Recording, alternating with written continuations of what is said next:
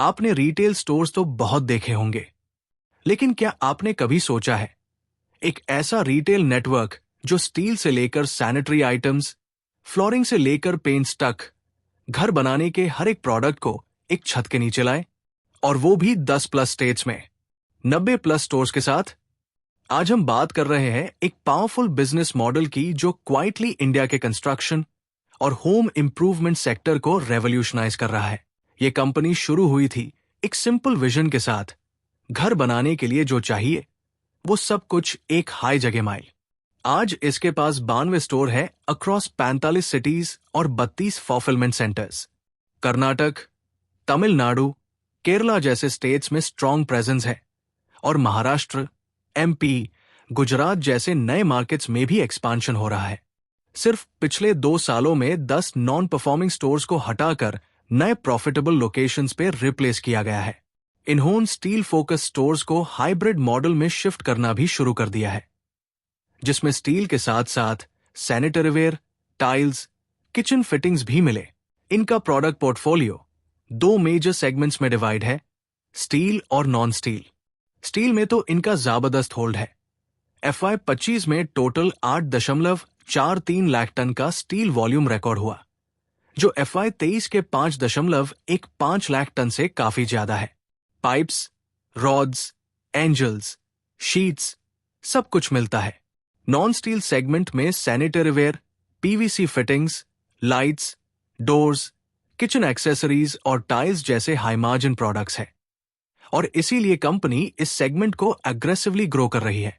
Margins भी impressive है। Steel retail पे 7%, इंस्टीट्यूशनल बायर्स पे 3% और नॉन स्टील पे 10% का ग्रोस मार्जिन मिलता है। खास बात यह है कि इनका अपना मैन्युफैक्चरिंग सेटअप भी है। बेंगलुरु, हैदराबाद, चेन्नई जैसे सिटीज में प्रोसेसिंग यूनिट्स है, जहां स्टील पाइप्स, रूफिंग शीट्स और CR स्ट्रिप्स बनाए जाते हैं। इनकी टोटल मैन्युफैक्चरिंग कैपेसिटी है 3 लाख MTPA। और हां, इनके पास अपने प्राइवेट लेबल्स भी हैं, जैसे फोर्टिया टाइल्स और एडहेसिव्स के लिए, लोहा वेल्डिंग प्रोडक्ट्स के लिए, और तौरुस स्पेशलिटी ट्यूब्स के लिए। रिसेंटली इन्होंने गुजरात के मॉबी में अपना एक कटिंग एज एक्सपीरियंस सेंटर भी लॉन्च किया for premium bathware and tiles. अब बात करते हैं फ्यूचर की। FY 26 का टारगेट है 10 लाख टन से ज्यादा स्टील वॉल्यूम और नॉन स्टील बिजनेस में 25% से ज्यादा ग्रोथ लाना। कंपनी का एम है एबिडा मार्जिन को 3.5% तक ले जाना और आने वेल कुछ सालों में 4% तक पुश करना। इन्होंने अपना ई-कॉमर्स प्लेटफॉर्म भी लॉन्च किया है, जहां सैनिटरीवेयर, किचन फिटिंग्स और पेंट्स जैसे प्रोडक्ट्स डायरेक्ट ऑनलाइन सेल हो रहे हैं। एक strong offline plus online plus manufacturing combo इन्हें बाकी कॉम्पिटिटर से अलग बनाता है। तो चलिए स्टॉक डिस्कस करते हैं। स्टॉक का नाम है शंकरा बिल्डिंग प्रोडक्ट्स लिमिटेड। ठीक है, मार्केट कैप देखते हैं इसका। इसका मार्केट कैप है 2477 करोड़, यानी 2477 करोड़। ये मार्केट कैप 2477 करोड़ मैंने ऑलरेडी बताया हुआ है। जो कंपनी 5000 से नीचे की होती है वो स्मॉल कैप, 5000 करोड़ से 20,000 करोड़ के बीच की कंपनी मिड कैप, और 20,000 करोड़ से ऊपर की कंपनी होती है लार्ज कैप। मैं लिख देता हूँ एक बार फिर से। करोड़ की कंपनी लेस देन 5000 करोड़, मैंने वीडियो भी बनाई हुई है इस पर, चाहो तो देख सकते हो। Small cap between 5000 to 20,000 crore, mid cap above 20,000 crore, large cap.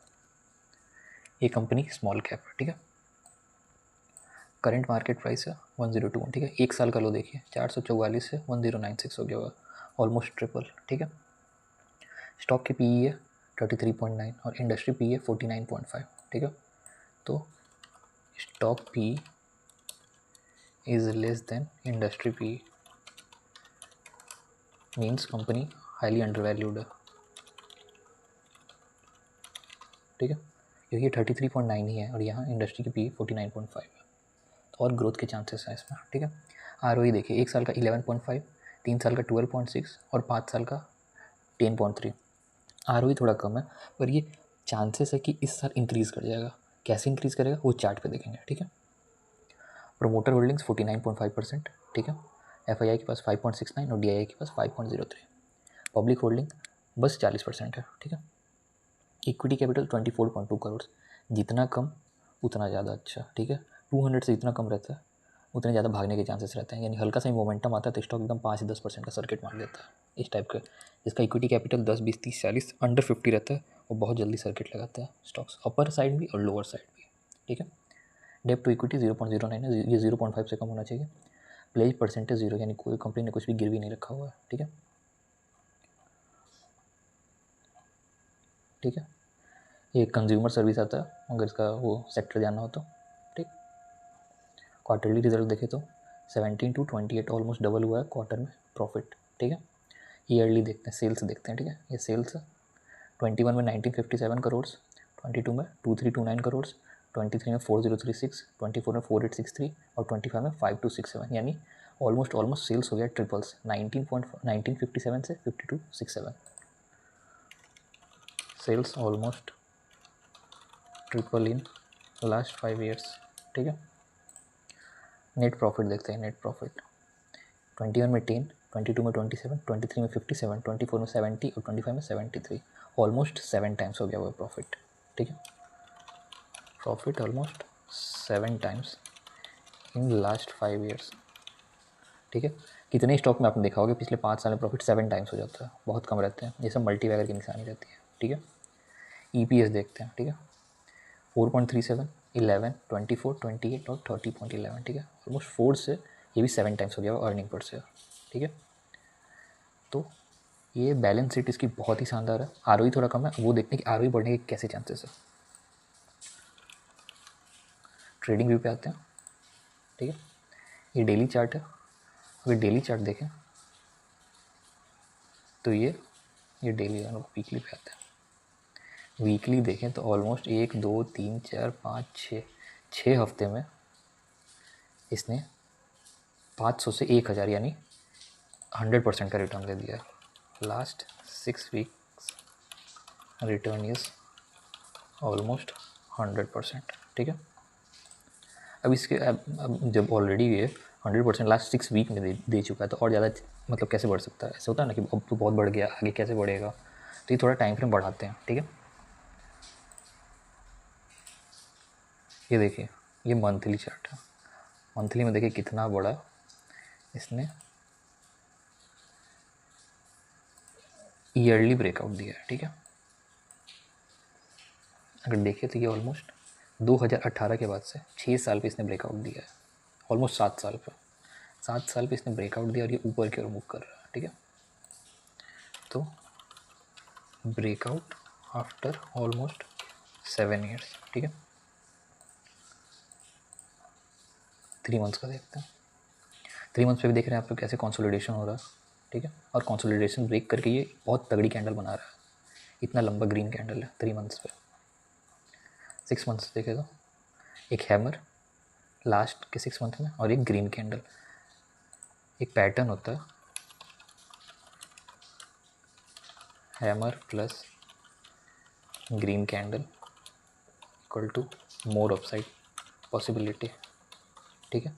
अगर हैमर के साथ ग्रीन कैंडल बने तो उसके बाद स्टॉक के और ऊपर जाने के चांसेस रहते हैं। और अभी तो इसने 7 साल का कंसोलिडेशन ब्रेक किया है, ठीक है। और ये भागने पे आता तो देखिए क्या होता है। ये 1 साल जब ये 2017 में जनवरी में लॉन्च हुआ था तो ये ओपन हुआ था 555 पे और हाई बनाया था एक साल में 2364 यानी 2364, ऑलमोस्ट 5 गुना, ठीक है। 500% रिटर्न दिया हुआ था ओपनिंग ईयर में ही।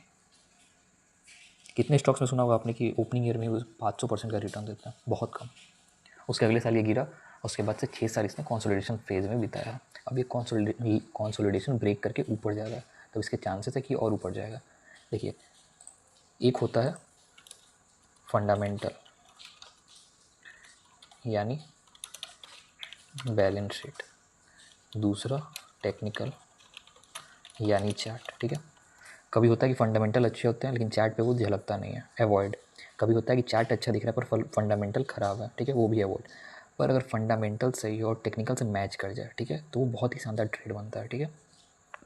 अब ये ट्रेड इंट्राडे नहीं है, ठीक है, ये पोजिशनल ट्रेड है, मतलब ये अच्छे चांसेस है। अब अभी नहीं, ऐसा नहीं कि आज नहीं है तो 1 महीने बाद ही, 2, 3, 4 साल में काफ़ी दूगना तिगुना पैसा दे सकता है, ठीक है। इसके प्राइसेस हो सकते हैं, पूरे चांसेस हैं, क्योंकि 6 साल का कंसोलिडेशन ब्रेक किया हुआ है, ठीक है।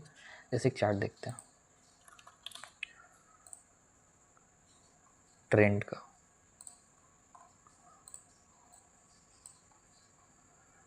जैसे ये लंबे कंसोलिडेशन में था, ठीक है। कंसोलिडेशन जब इसने ब्रेक किया तो इतनी तेज़ी से ये ऊपर भागा, ऑलमोस्ट लो देखे तो 1300 से सीधे 8300, मतलब 8300 डिवाइडेड बाई 1300, ठीक है। ऑलमोस्ट 6 टाइम्स हो गया है। जब लंबा कंसोलिडेशन ब्रेक होता है ना, जैसे कि कुछ मूव ही नहीं कर रहा था, मूव ही नहीं दे रहा था, एक कंसोलिडेशन फेज में था, जब इसने मूव देना स्टार्ट किया तो फट गया पूरा स्टॉक। तो ऐसा ही होता है, बहुत ज़्यादा लंबा कंसोलिडेशन के बाद स्टॉक अगर ऊपर की ओर मूव देता है तो काफ़ी अच्छे रिटर्न दे सकते हैं। तो चलिए आज की वीडियो में इतना ही। अगर वीडियो अच्छा लगे तो लाइक शेयर और सब्सक्राइब जरूर करें, और अपने कमेंट करके बताएं कि आपका क्या व्यू है, सेम है या फिर कुछ डिफरेंट है। तो चलिए आज के लिए इतना ही। Thank you very much.